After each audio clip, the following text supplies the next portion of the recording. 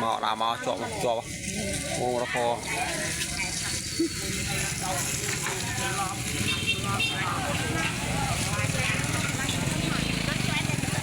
chứ à nè môi cà phê ai bây giờ na đấy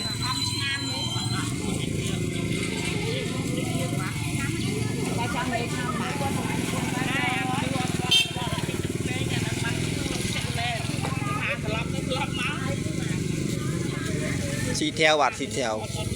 xì theo pin này xì theo màu xì theo màu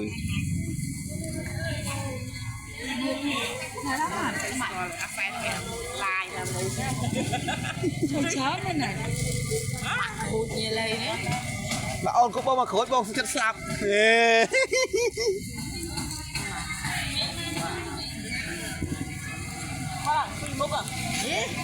anh trai tên này, comment